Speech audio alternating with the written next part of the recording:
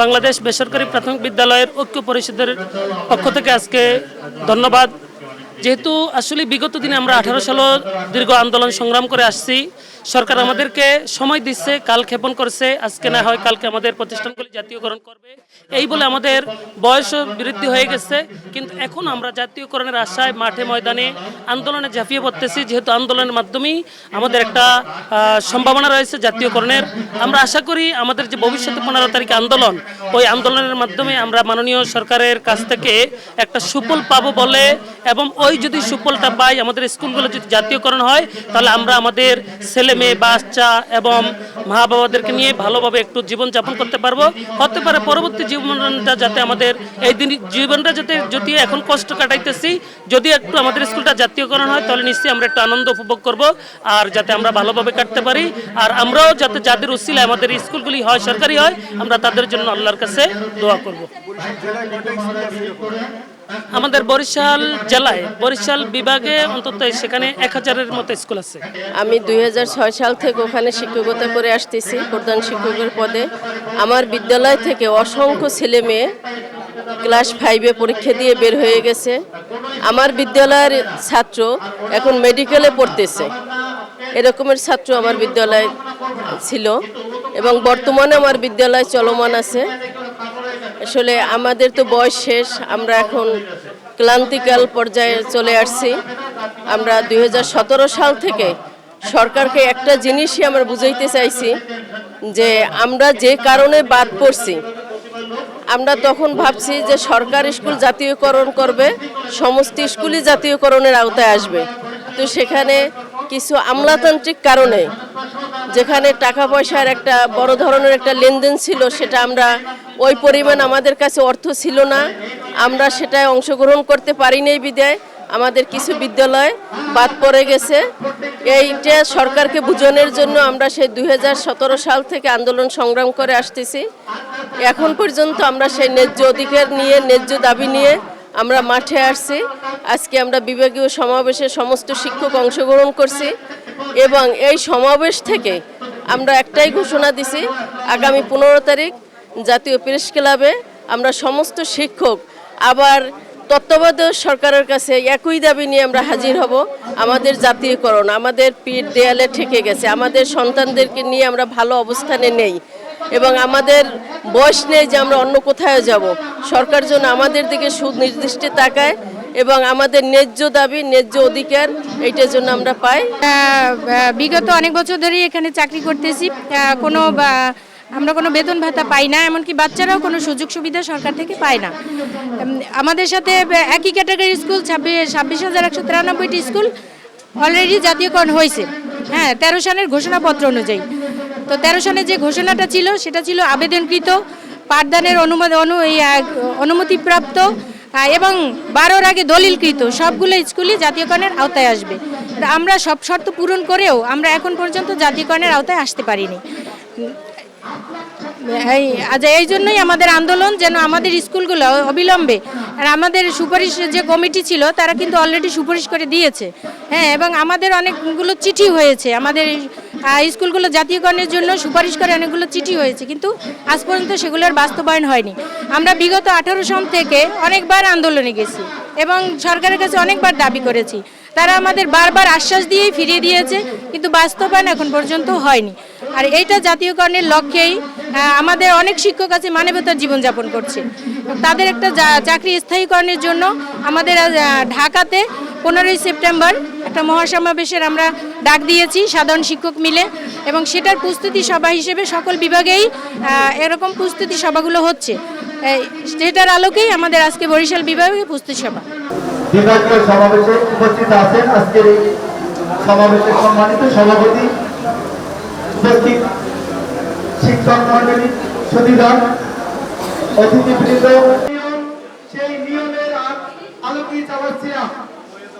কিছু রাজনৈতিক কারণ, ব্যক্তিগত আগ্রহ, শিক্ষক সমিতি এবং শিক্ষকদের যে আমাদের অফিস, তাদেরকে যথা নিয়মে আমাদের কিছু অর্থ দিতে ভুল হওয়ার কারণে আমরা অগাধ বিশ্বাসে বসেছিলাম যে সকল স্কুলে নেয় আমাদের দেওয়া হবে।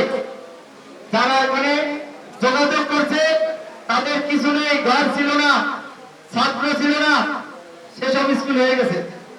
আমরা যারা বিশ্বাস নিয়ে শত শত ছাত্রছাত্রীদেরকে নিয়মিত পাঠদান করেছি, তারা পিছিয়ে পড়েছি। তা আপনারা আশ্বস্ত হবেন, আমরা 11টি সংগঠন ভেঙে আমরা 9টি সংগঠনকে একত্র করতে পেরেছি এবং সারা বাংলাদেশে একতাই শক্তি। এখন আমরা একতাবদ্ধ হয়েছি, এখন আমাদের আন্দোলন বেগবান হবে। ঐক্য পরিষদের আজকের এই পরিষদ বিভাগের অর্থনৈতিক বিনিময় সভায় উপস্থিত আছেন প্রত্যেকেরই মনের আশা হচ্ছে একটা জাতীয়করণ করা। এখানে নতুন করে বলার কিছু নাই, সবাই এখানে জানে, সবাই হয়তো সবার সচেতনতার কারণে অনেকে বলতে পারছে, অনেকে বলে। তো আমার শুধুমাত্র একটা কথাই থাকবে যে ঐক্য পরিষদের মূল লক্ষ্য হচ্ছে সব ধরনের শিক্ষককে আমরা একীভূত করে একই জায়গায় একই প্ল্যাটফর্মে এনে আমরা একটা মহাসমাবেশ দেয়া, যে মহাসমাবেশের মাধ্যমে আমরা আমাদের কাঙ্ক্ষিত লক্ষ্য যে জাতীয়করণ ছিনিয়ে আনা সেটা আমরা হয়তো আশা করি এবং ইনশাআল্লাহ আগামী 15 তারিখ যে তারিখ নির্ধারণ হয়েছে আমরা মনে করি সাধারণ শিক্ষক মিলে আমরা সেই তারিখকে সফল করবো ইনশাআল্লাহ। লাইভ করেন, ফেসবুকে অনেক কমেন্ট করেন, বাজে কথা বলেন, আসলে এগুলোর দিকে এখন আমাদের তাকানোর সময় নেই। ইতিমধ্যে তারা শুধুমাত্র লাইভে এসে একদম ইন্ডিরেক্ট করে নাম ধরেও বলে, আমাদেরকে অনেক গালিগালাজ করে, তাদেরকে আমরা ধন্যবাদ জানাই। তারা আমাদেরকে গালি দেয়, আমরা নতুন তাদের কাছ থেকে কিছু শিখি যে না, তারা তাদের কমেন্টগুলো দেখি যে খারাপ কমেন্টের মাধ্যমে শিক্ষকরা রিয়াক্ট কি করে। আমাদের জবাবটা সাধারণ শিক্ষককে দিয়ে দেয় যে না, এই ধরনের আচরণ কোনো শিক্ষকের হতে পারে না। আর দ্বিতীয় কথা হচ্ছে, আমি আজকে রাঙ্গামাটি থেকে আসছি, আজকে সারাদিনই দেখতেছেন যে করি আবহাওয়া, এই আবহাওয়ার মধ্যে রাঙ্গামাটি উপজেলা থেকে আমার 8টা স্কুল আছে, আমি 8টা স্কুল থেকে 3 জন করে টিচার নিয়ে আসছি। এটা আমাদের জন্য খুব ছোট ছিল, কারণ আমাদের আসতে 3টা নদী পার হয়, 3টা নদী আমাদেরকে ভেঙে ভেঙে আসতে হয়। তার মধ্যে সরকার হচ্ছে স্পিড বোট, 8টার আগে স্পিড বোট হয় না, তাদেরকে আমরা কনভিন্স করে নিয়ে আসছি। নদীর মধ্যে অনেক ঝড় ছিল, তারপর আমরা এই পর্যন্ত আসতে পেরেছি শুধুমাত্র আমাদের এই ঐক্য পরিষদটাকে এবং আমাদের সাধারণ শিক্ষকের যে মনের বাসনা যে আমাদের জাতীয়করণ, সেটাকে সেই লক্ষ্যে এই পরিষদ বিভাগের সমাবেশটাকে সফল করার জন্য। কেন সরকার 2018 সালে কিন্তু একটা সরকার নিবন্ধন দিয়েছিল এবং আমাদের বেতনের আওতায় ছিল। তার পরিপ্রেক্ষিতে দেখা গেছে বিভিন্ন আন্দোলন সংগ্রামের পরিপ্রেক্ষিতে 2000 বর্তমানে সরকার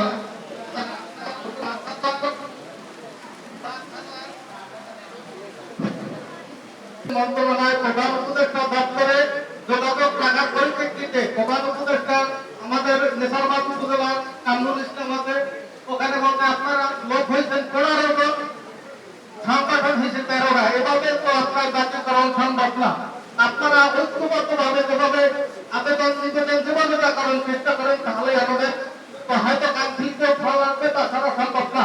এই জন্য আমরা সাধারণ শিক্ষক যারা আছি সবাইকে, প্রত্যেক সংগঠনের সভাপতি সেক্রেটারিকে আমরা চিঠি দিয়া গত মাসের 10 তারিখ আপনার শিশু কল্যাণ পরিষদে আমরা ঢাকার পরিপ্রেক্ষিতে শুধু মামলা রচিত খবর গ্রুপ পাবে সকল সংগঠনের লোক এবং প্রতিনিধি আসছে, আসার পর আমরা ওখানে স্টাফে সিগনেচার করে এফিডেভিট করে সকলে ঐক্যমত পোষণ করতে যায়। আমাদের আন্দোলনের কারণ একটাই যে আমাদের আগামী 15 তারিখে ঢাকায় প্রেস ক্লাব সম্মুখ আমাদের এই বেসরকারি প্রাথমিক বিদ্যালয়গুলো যাতে জাতীয়করণ হয় সেই ব্যাপারে আমাদের আজকের বিভাগীয় সমাবেশ চলতেছে। এখানে আমাদের দাবি, আমাদের স্কুল তো জাতীয়করণে কোনো বেতন ভাতা পাইতেছি না এবং আমাদের জীবনযাপন খুবই মানবেতর, খুবই কষ্টের। এখন যাতে আমাদের বর্তমান সরকার বা প্রধান উপদেষ্টা মহোদয় যাতে আমাদের স্কুলগুলো জাতীয়করণ হয় সেই ব্যবস্থা নিলে আমরা অনেক দুঃখ কষ্ট থেকে আমরা পরিত্রাণ পাব। আমি 13 বছর যাবত আমি স্কুল প্রধান শিক্ষক হিসাবে নিয়োজিত আছি।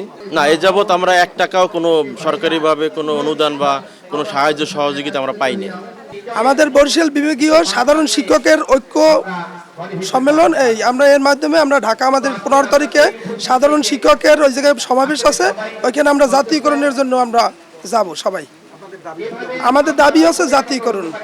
আমরা বিনা বেতনে 26,193টা তৃতীয় ধাপের স্কুল আমরা ওই থেকে আমাদের বাদ দিয়ে দিয়েছে। আমরা 26,093টি স্কুলে 26,193টি স্কুল জাতীয়করণ হয়েছে।